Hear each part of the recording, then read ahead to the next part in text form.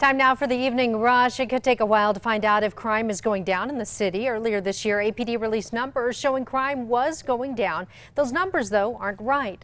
But APD has not released the corrected stats. APD says crimes can change over time, saying, for example, if an aggravated battery turns into a homicide, APD says they're looking into updating their technology and will release reports a minimum of twice a year. City is renewing efforts to slow down drivers on lead and coal. This week, crews installed signs on traffic signals from Washington to University that read signals set for 30 miles per hour. The city changed the timing of the signals earlier this year and posted the signs as a reminder that you will hit every green light if you are going the posted speed limit. Right now, it's all clear in Civic Plaza this evening after a threat was reported.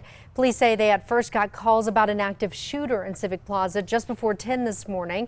Police say after searching the area and evacuating City Hall, they did not find any evidence of an active shooter.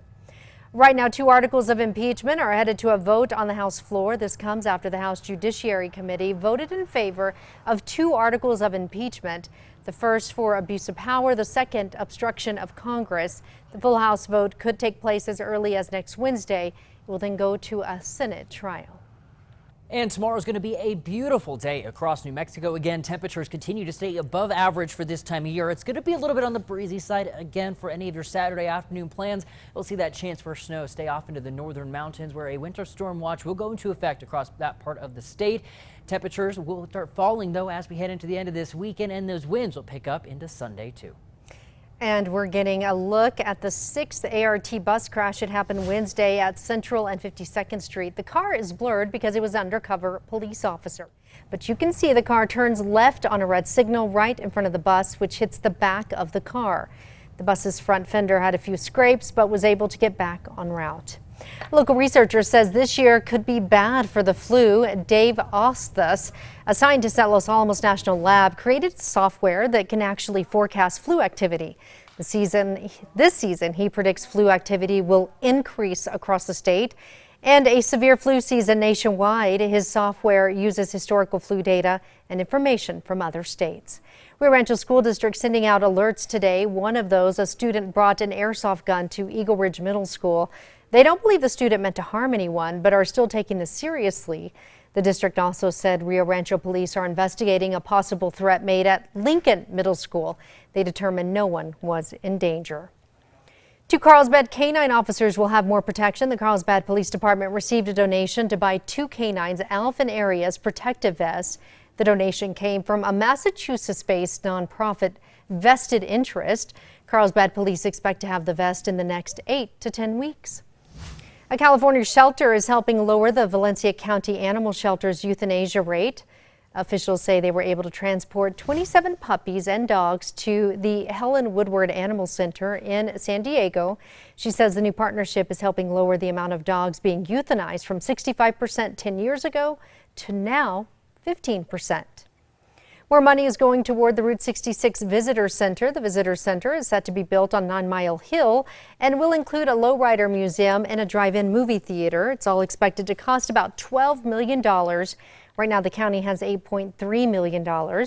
This week, commissioners approved using $1.5 million from the general fund.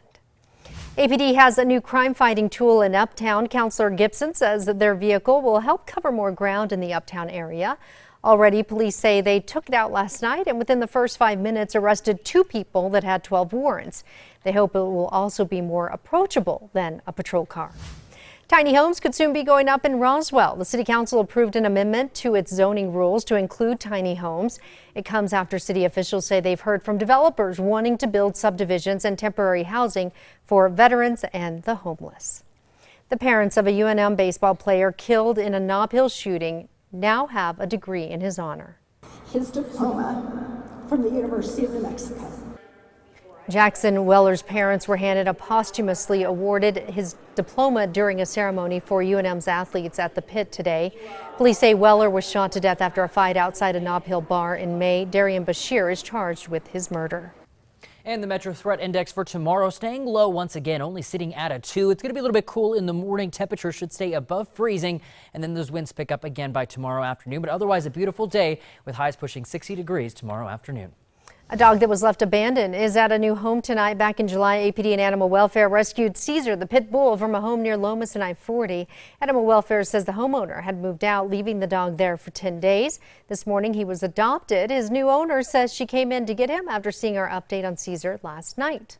A group of kids in the metro getting a new toy. Dozens of kids at Cuidando los Niños got a personal visit from Santa today, who handed out toys crafted by the Woodworkers Association. The 1,300 toys included race cars and dolls with a bed. You can get those last-minute donations to Toys for Tots this weekend. This as they distribute toys. Here in New Mexico, Marines will give toys to about 1,400 kids. Parents are visiting a warehouse along Central and Tramway to pick up toys for their kids to open on Christmas Day. They are still accepting donations through tomorrow afternoon.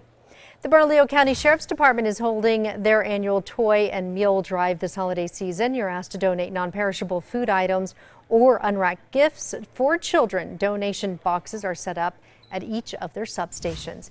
You have until Monday to submit a gingerbread house for the Indian Pueblo Cultural Center's competition. You can see some of the entries included in an intricate vineyard. And this house shows a day of fun in the snow. The only rule is your house must be entirely edible. There are cash prizes.